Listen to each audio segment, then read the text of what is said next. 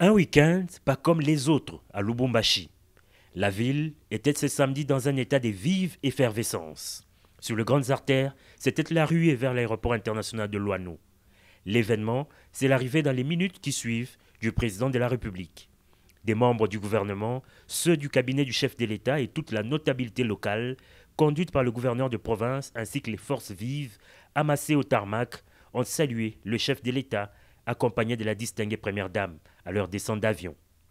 Comme il fallait s'y attendre, un bain de foule a été offert au couple présidentiel au sortir des installations aéroportuaires.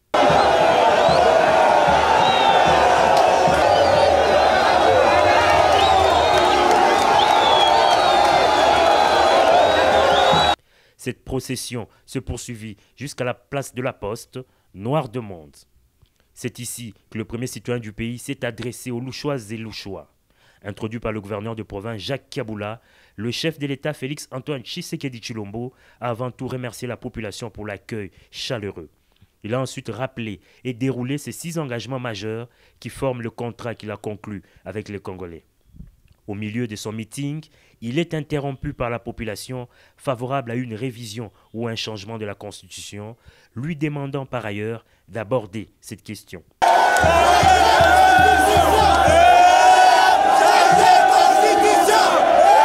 Sans mettre des gants et sur un ton ferme, le garant de la nation a fait savoir que personne n'échangera son avis sur cette question. Il a par ailleurs mis en garde tous ceux qui voudraient manipuler la population. Il y a des pièges dans cette constitution.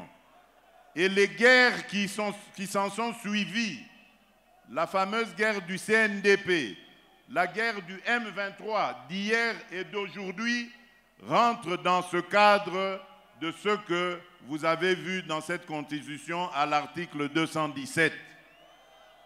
On veut nous obliger à abandonner une part de notre souveraineté à des États voisins.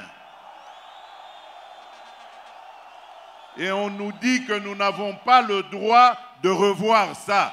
Qui est celui-là qui va m'interdire, moi, le garant de la nation, à ne pas faire ça? Pour conclure, le président de la République a circonscrit l'objet de sa visite d'inspection dans le Haut-Katanga.